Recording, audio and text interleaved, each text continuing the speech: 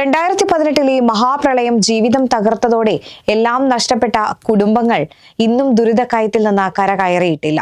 40ഓളം വരുന്ന വാണിയംപുഴ പ്രദേശത്തെ ആദിവാസി നഗറിലെ കുടുംബങ്ങൾ നേരിടുന്നത് സമാനതകളില്ലാത്ത പ്രതിസന്ധികളെയാണ്.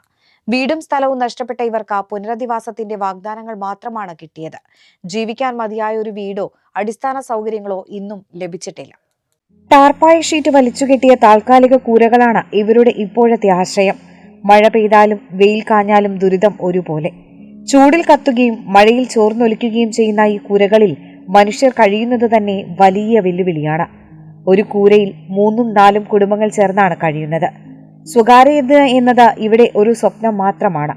പ്രാഥമിക ആവശ്യങ്ങൾ പോലും നിറവേറ്റാൻ കഴിയാത്ത അവസ്ഥയിലാണ് ഇവരുടെ ദിനചര്യ മുന്നോട്ട് പോകുന്നത്.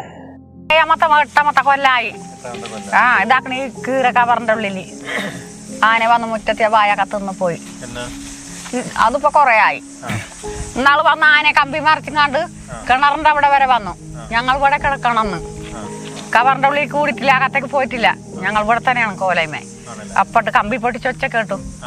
പിറ്റേന്ന് രാവിലെ ശശിയേട്ടന്റെ 2 പോത്ത് കുട്ടികളുണ്ട് അവിടെ.